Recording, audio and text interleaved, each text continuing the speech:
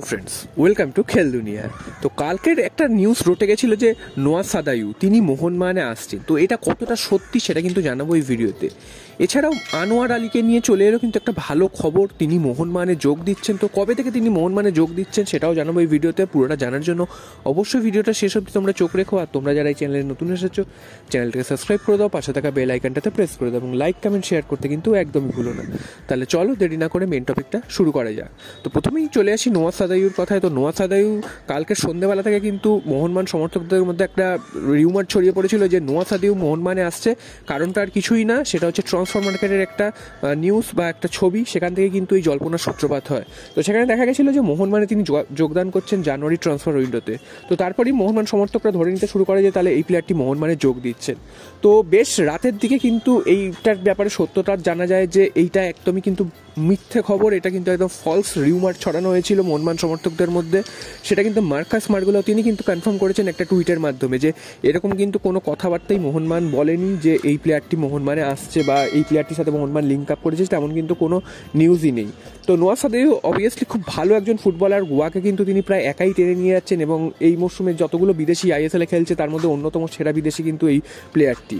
তো এই প্লেয়ারটি যদি মোহনবাগানে আসতো অবশ্যই মোহনবাগানের লাভজনক হতো, তবে যে কোনো প্লেয়ারকে বললেই তো নিয়ে চলে আসা যায় না এইভাবে। তো এই প্লেয়ারটিও আসতে কতটা যায় সেটাও একটা ব্যাপার।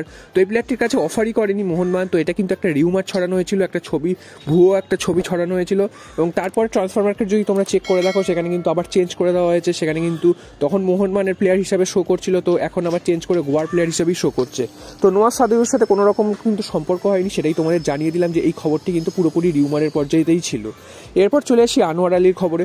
তো আনোয়ার আলী কবে ফিরবেন সেটা নিয়েও কিন্তু একটা সমর্থকদের মধ্যে জল্পনা চলছিল যে এতদিন হয়ে গেল ওই প্লেয়ারটি কেন বাইরে রয়েছে। ডিসেম্বরেই তিনি যোগদান করবেন বলেছিল, শোনা গেছিল, তারপরেও এতদিন চলে গেল, তারপরেও তিনি কেন এলেন না।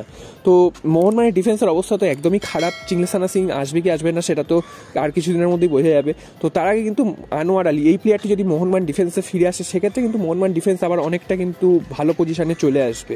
তো এই প্লেয়ারটি যে চোট লেগেছিল সেখানে কিন্তু প্রথমে শোনা গেছিল যে তিনি হয়তো পুরো সিজনটাই মাঠের বাইরে থাকবেন, তারপর শোনা গেছিল ফার্স্ট লিগটা মাঠের বাইরে থাকবেন, সেকেন্ড লিগে তিনি ফিরে আসবেন।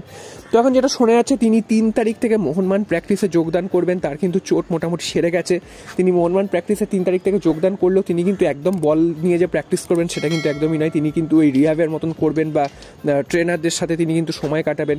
সুপার কাপেও তার কিন্তু খেলার কোনো সম্ভাবনা নেই, তবে তিনি মোহনবাগান দলের সাথে অনুশীলন করলে তিনি কিন্তু অনেকটাই ম্যাচ ফিট হয়ে উঠবেন এবং তারপর কিন্তু আস্তে আস্তে সেকেন্ড লিগ আইএসএল এর সেকেন্ড লিগ সেখানে কিন্তু তিনি নামতে পারবেন। তো এটা মোহনবাগান সমর্থকদের কাছে একটা ভালো খবর যে পরের যে 10-11টা ম্যাচ এখনো বাকি রয়েছে সেই 10-11টা ম্যাচে তার সার্ভিসটা যদি পাওয়া যায় সেক্ষেত্রে কিন্তু মোহনবাগান সেকেন্ড লেগে কিন্তু অনেকটাই ভালো পারফরমেন্স করতে পারে এবং ডিফেন্সটাও কিন্তু আরও স্ট্রং করতে পারে। তো দেখা যাক এই প্লেয়ারটি আনোয়ার আলী তিনি কবে থেকে বল পায় মাঠে নামতে পারেন এবং ম্যাচ ফিট হয়ে ম্যাচে খেলতে পারেন।